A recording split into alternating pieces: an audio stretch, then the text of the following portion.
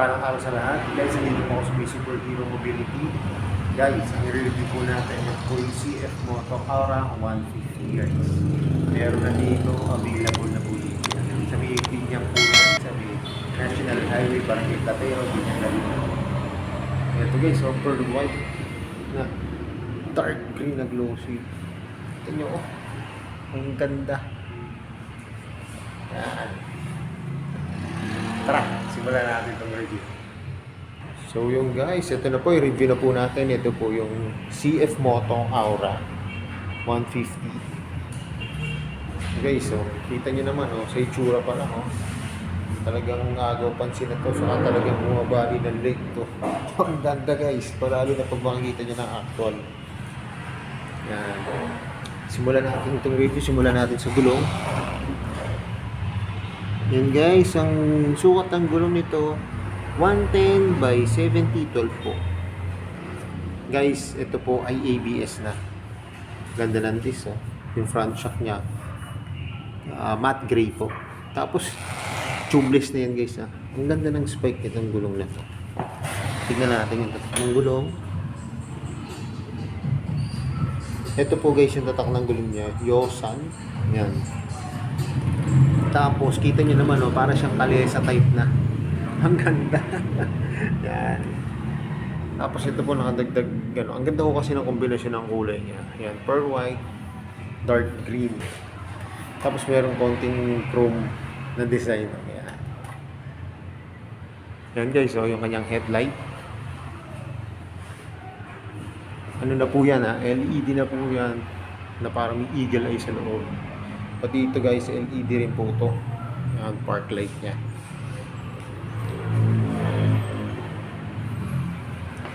Ito po yung kanyang signal light. Kabila.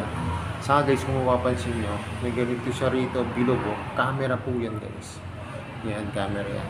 Saka guys, ang ganda nito, pag ito pong ganito, itong CF Moto, nyari naka-park lang po siya at naka-off. At binend nyo pong gano'n. Yan, automatic po siya naglalak.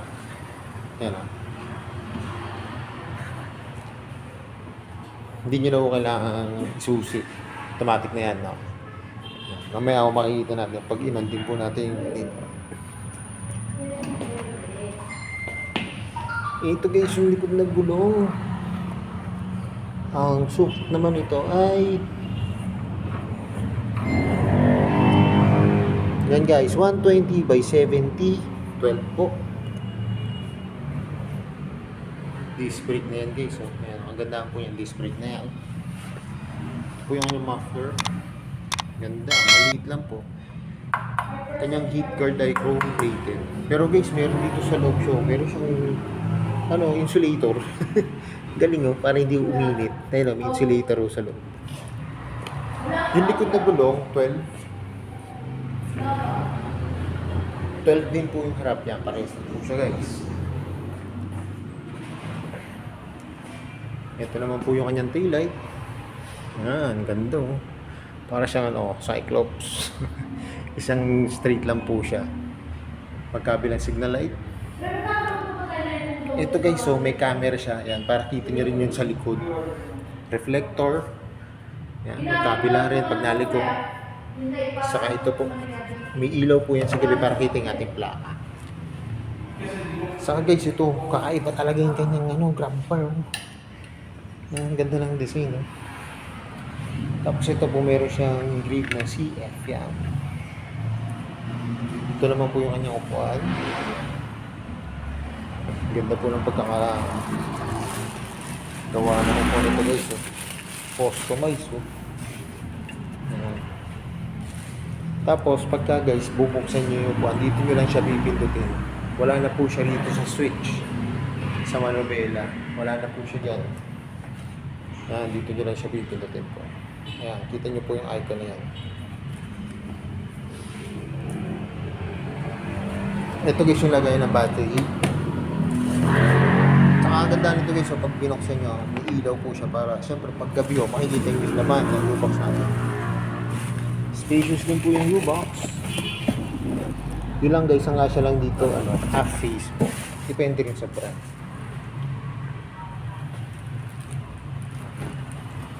Kita nyo, astig no. Dito ang pindutan para babuksan yung yung upuan. Tapos guys, ito yung kanyang packets. Ayan, ito po yung isa.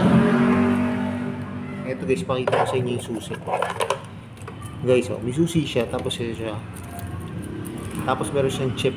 Ayan, pang on po ng unit. Ano sa packet niya? Malalim din po, pero kasya lang po dito guys, coins. Sa kabila, wala na po siyang packet. Ito guys, may hook siya. Pwedeng sabitan ng helmet. Pero wag guys mabibigat kasi plastic lang po siya. Sa footboard niya. Guys, so ang ganda ng footboard nito. Meron siya na may rubber. Na may naka-emboss CF Moto. Tapos ito guys, dahil may battery na po siya. Tapos ito po yung susi niya. Tapos yung chip. Dito po siya bubuksan. Pakita ko muna sa inyo yung function ng kanyang manubela. Ito po yung function ng manubela niya. Ito po yung brake lever. Guys, itong hand grip dito maganda po yan. Kasi ito guys, ang design po kasi nito pang abroad. Kaya kunyari, malamig siya. Ito guys, pwede mag-create ng init. Iinit yung hand grip mo. Pero hindi naman siya yung sobrang init. Yung mag-warm lang po siya. Para pag nilalamig yung kamay nyo, kaya pwede yung gamitin. Kasi dito sa atin, ano lang tag-init at tag-ulan lang eh. Pag sobrang siguro lakas ng ulan, pwede yung gamitin. Pag yung masyado na malayo yung dinaride nyo, lalo na po yung mga nasa matataas na lugar. Yung sa mga Tagaytay, sa mga Baguio po, yan, pwede po yan. Guys, ito po yung pag-on po ng unit. So guys, ito yung chip. Tap lang natin dito. So, pag kumano siya, automatic po siya nag-on, no? Nung tinap po itong chip, automatic po siya nag-on. Yan po, makikita nyo yung gauge panel. Kaya guys, talaga ito, napaka-high-tech nitong unit na to. Pag ganito po ang unit, ang dami nyo talagang aaralin. Talagang hindi ito isang ordinary unit po guys. Kita nyo naman yung gauge panel niya. Ayan, pakita ko sa inyo guys, napakaganda oh. First time kumakita ng ganito, ang daming nakalagay po yan. Yung odometer, yung trip, yung average, ito may voltage po dito. Ito po yung fuel. Ito po RPN2 eh. Yan, tapos yung ABS. Ito nga po, pwede nyo, kung ayaw nyo gamitin muna yung ABS o yung sa braking system nyo, pwede nyo po i-off siya eh. Dito po, isa-set nyo lang siya rito. Tapos ito po yung kanyang signal, busina, yung kanyang high and low, may kill switch, ito po yung start niya. Tapos ito po yung throttle. Ito nyo, ang lakas na, ang bilis mag-accelerate. Tapos tingnan natin yung kanyang ilaw.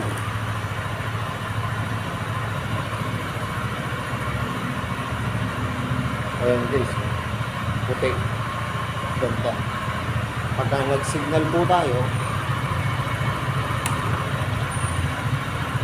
yan. Ito naman guys yung sa likod. Kita nyo, nakapaganda oh. Alam nyo guys, pagka na-purchase nyo itong unit na to, ang dami nyo matututunan dito na kakaiba.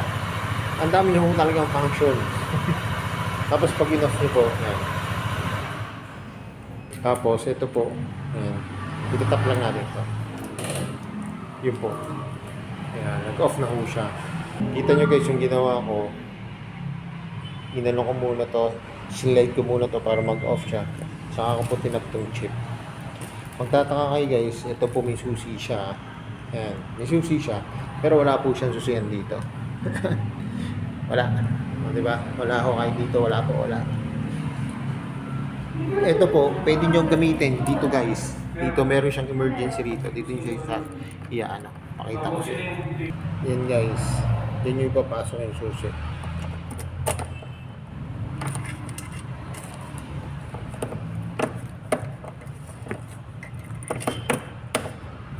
Yan. Yun guys, kita nyo naman napakaraming function talaga nito. Yung CF Moto Aura na to.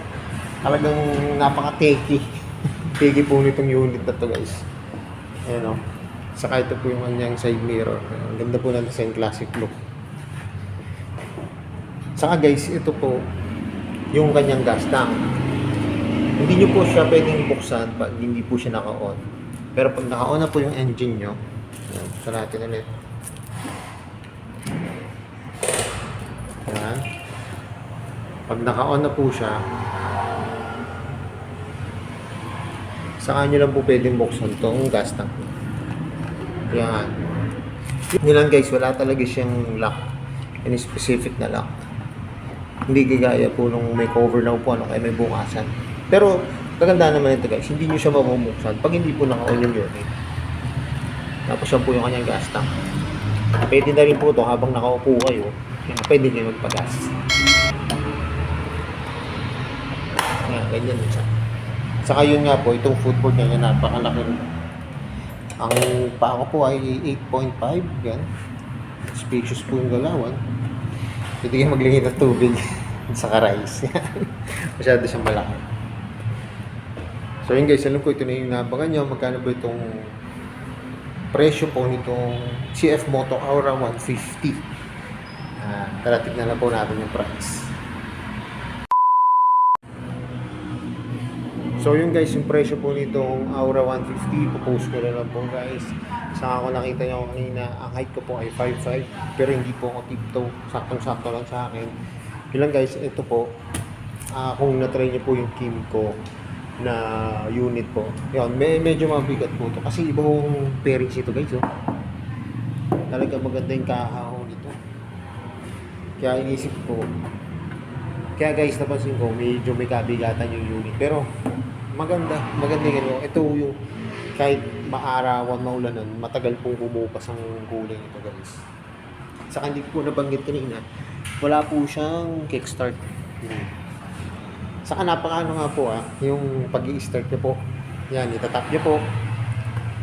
Talagang yung bibili po nito talagang aaralin tong unit na to Yan, kasi hindi po siya ordinary o talaga. Itatap niyo po to, tapos dito i-slide niyo po ito pag ganon. Pagka mamatay yung engine, tapos itatap niyo ulit to para mamatay po. Ma-off po yung engine niya talaga. Saka kita niyo naman, pagka tinap ko po dito at nakasakay ako, automatic siya nag-i-start. Kaya yun po talagang payo ko lang sa mga bibili at kukuha po nitong unit na to. Bago nyo po i-try guys, talagang aralin nyo po kung paano siya i-start, kung paano siya i-off. Saka yung mga gamit niya po, lalo na po dito sa kanyang gauge panel. Kasi high-tech na po talaga yung kanyang gauge panel. Saka kanina di ba po may susian dito. Yun po, gagamitin nyo lang po yung pag nalowbat kayo. Pag sinusi nyo na po yung dito sa ilalim, dito nyo na lang po yung i-slide. Tapos mag-on na po yung unit nyo. Pero syempre guys, mas maganda to, kung hindi nyo na actual unit, mas ma-appreciate nyo. Kaya pasyalan nyo na po yan dito sa may Superhero Mobility, dito po sa may Platero Binyang Laguna. Saka ang kulay po nito, ito po ay pearl white, tapos meron nito silver. Pagka yung silver naman po kukunin nyo, pwede nyo pong i-ask yung Casa Personal para ikuha po kayo.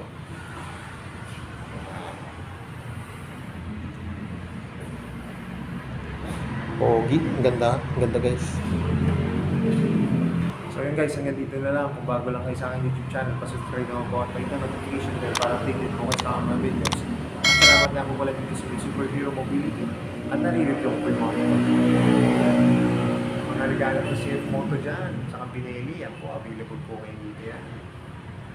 More sales to come, hanggang na lagi po sinasabi. Ingat po palagi, ride safe always, and God bless po. Palagi share na rin po ng aking mga videos at lagi natin tatandaan, mahal tayo, Diyos. Bye-bye!